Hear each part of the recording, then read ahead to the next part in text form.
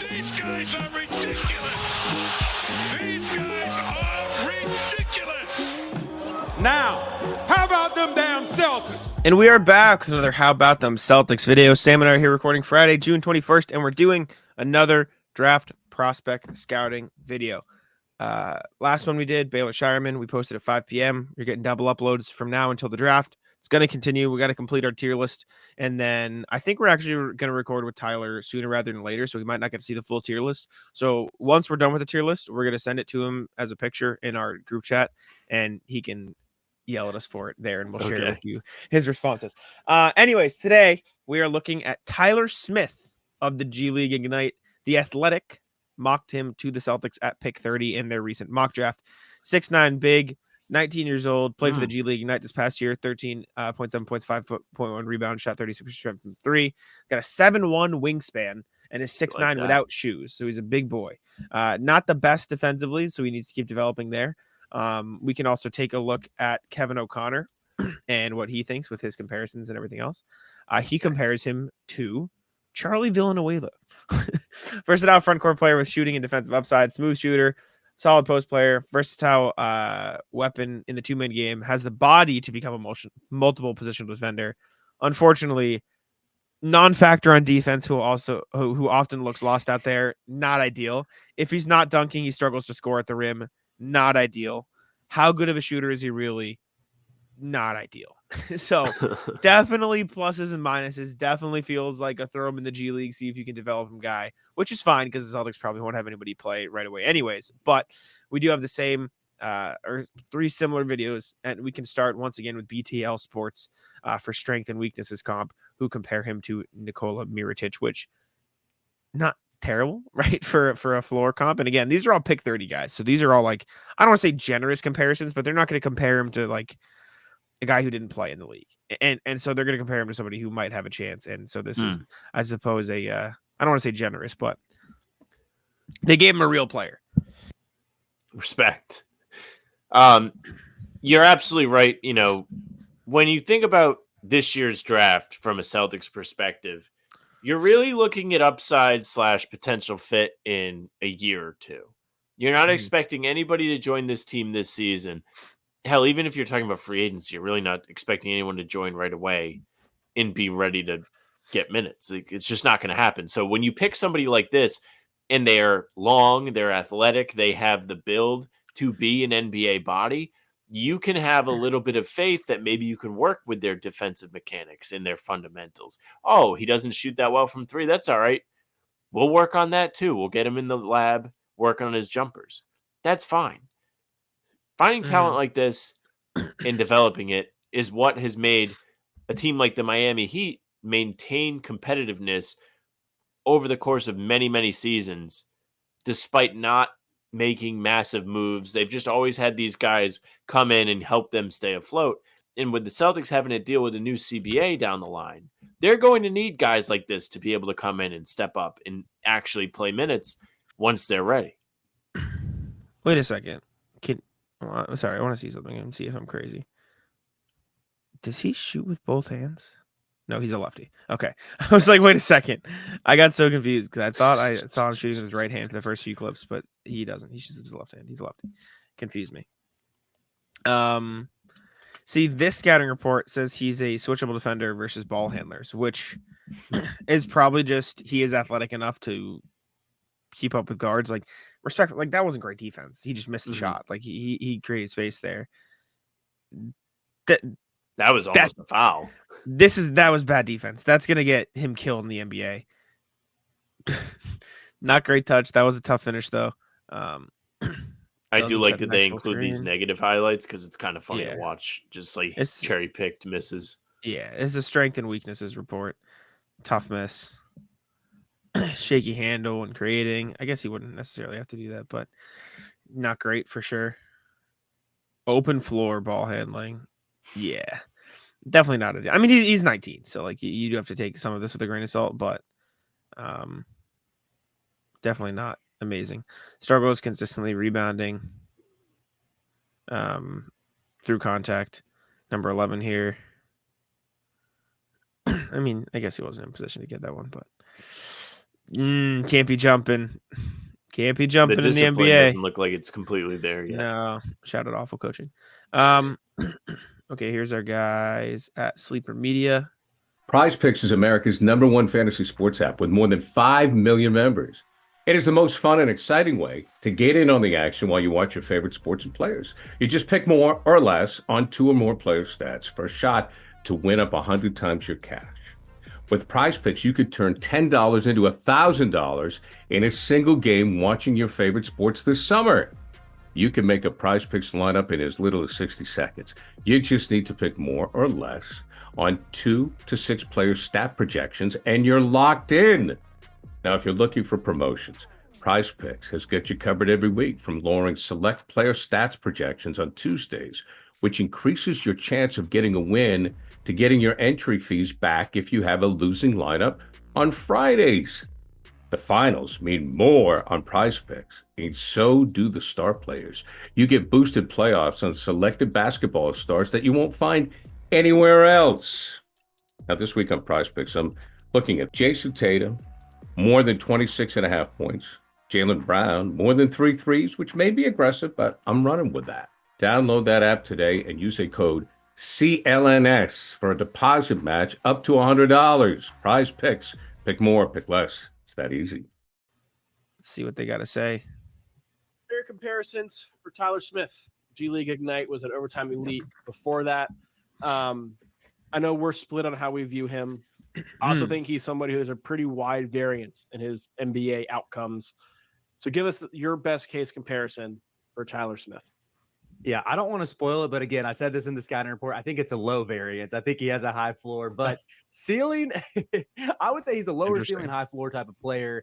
And that's why my best case for him is Naz Reid, 6-man of the type, who's big man, 6'9", similar size, pretty much in the game to shoot threes, can give you a little bit of rim pressure every once in a while, attack, every once in a while do a little bit more than just pick and pop threes, but if he can just be that high-level shooter with his size, he can stick with the playoff team. So, yeah, that's a ceiling for me. Nas has so much more put us up here. Ball handling and passing to his game.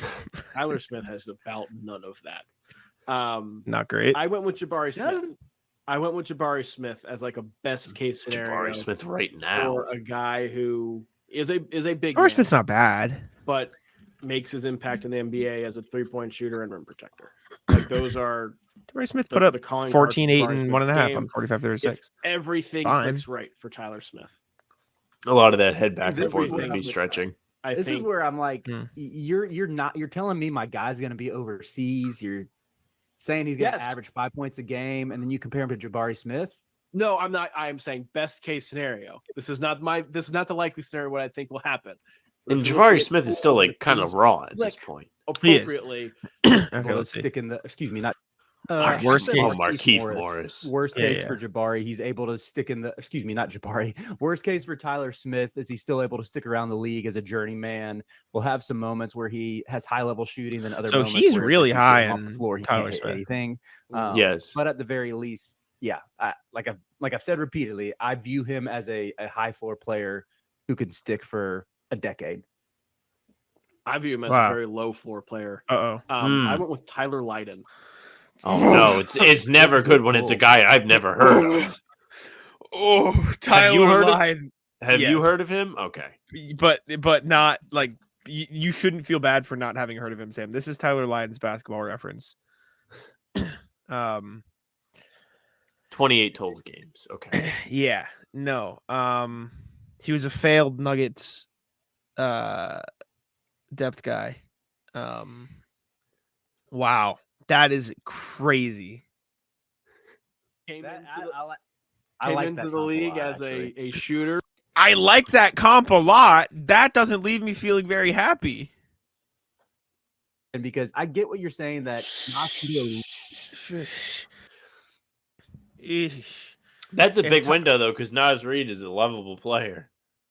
Naz Reid's a 6-man of the year. He's a damn good Yeah. player. He's no joke. The Celtics could use a Naz Reid down the line. Like, as we approach the draft, the thing I'm looking for the most is who's going to be the person that steps in and eventually becomes Al Horford when he's retired. Excuse me. Yeah. And whether or not like they're actually going to be able to find that this Athletic. season in the draft is another thing, but I think it's worth trying. Like it doesn't feel like there's a lot of risk with deciding this is the season to reach a little bit or maybe be a little bit more risky with your draft pick. Like this draft class seems like a crapshoot. Yeah. Interesting. Any initial thoughts on Tyler Smith based on what we've seen? I think his jump shot looks pretty smooth. Like it has a weird base, but I think the actual release looks pretty decent. So I think in the long run, he's somebody you can trust to catch and shoot, which is why they comped him to Naz Reid. Sure. But overall, like I've seen the defensive disciplinary issues. Like it reminds me a little bit of Rob Williams, where you're like, oh, yeah, he's athletic, but he loves to jump. And once Rob learned that, he was an all defensive level player. Now, I don't think. Well, I really don't have an opinion. I don't think either. I don't foresee Tyler Smith exactly taking that kind of leap, but you never know. And especially within a system like the Celtics, where you're starting to see more and more of these guys kind of pop in and be like impactful players. Sam Hauser, somebody who came in, just picked him up as someone who could shoot the ball. Now he's playing really great defense. Luke Cornett came here, was traded away, came back. All of a sudden, he's this great rotational guy who you can trust to eat real minutes. Yeah. Like the Celtics have done a really good job with developing these project guys that maybe aren't quite ready when they arrive. So I trust them. I think they can do a job with whoever they draft. It just depends whether or not that person wants to work or whether or not they're physically capable of it. GameTime makes getting NBA Finals tickets even faster and easier. Prices on the GameTime app actually go down the closer it gets to the tip-off. Like right now, I was looking on the app, and it's really easy to use. Just download the app. Lots of pictures for us sports fans. Lots of pictures. And, you know, the tickets for Celtics Game 1 and whoever they play, between $600-$700. But the closer you get to actual tip time, it's going to go down. So you and your friends may do a last-minute thing. And I know it's a lot of money, but maybe it's 2-3 of your friends, last minute trip, boom, let's go. Let's see what the tickets are on Game Time. You never know. With killer last minute deals, all in prices, views from your seat, and their lowest price guarantee, Game Time takes the guesswork out of buying NBA tickets. Last minute tickets, flash deals, zone deals. Okay, here's the deal. Last minute deals save up to 60% off buying last minute for sports, concerts, comedy, theater, etc.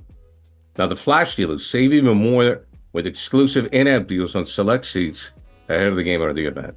Save even more when you choose a section for the zone deals. You choose a section, let Game Time choose the seats. Sounds pretty good to me. Take the guesswork out of buying NBA Finals tickets with Game Time. Download the Game Time app, create an account, use code CLNS for $20 off your first purchase. Terms apply. Again, create an account and redeem code CLNS for $20 off your first purchase. Download Game Time today. Last minute tickets, lowest price guaranteed. Yeah. I don't like him. I'm not a fan. I think he plays really rigid. Like I don't think there's a lot of fluidity to his game. Like I think he's athletic, he's bouncy. I don't think the defense is great. I think the shot is fine, but it just seems a bit like not fluid. Like that's fine block, but like I think the context of he's not a great defender at this level. I think he's gonna be thrown to the wolves in the NBA. I don't know. He just seems like a very one-dimensional player. Like I feel like can run to the rim fine, is athletic, and can shoot kind of, but other than that, he seems like he's gonna turn into a I'm trying to think of like my own like comparison. I can't think of anything like perfect, but I don't know. I'm not good at this. I can't riff off the top of my head and pick a random guy. It is tough. Like I think some of the athleticism does help you like buy in a little bit more. Like, but on like the same point, if you're not able to defend while being a freak athlete, I don't know what to tell you. Yeah. I don't. I'm not a fan. I'm not a fan of the Tyler Smith choice or selection. Okay, so here's our tier list. Pull it up. I don't think I have. Okay, I downloaded an incompatible file for Tyler Smith. Hold on, let me download an actual one that I can put in here. I mean, I just told you I don't like him, so I guess there's no real spoiler alert. But I guess I'm not a huge Tyler Smith guy. Okay, no. I think where would you put F him? tier is pretty fair. I was I forgot we don't have it. I need to recreate it every time. Let's see, add a row below. No, not new. F. Yeah, I'd probably put him D. I don't think it's F. Like F means like I don't think he will be an NBA player. I think he'll be an NBA player. I just don't love it. So I'll put him there.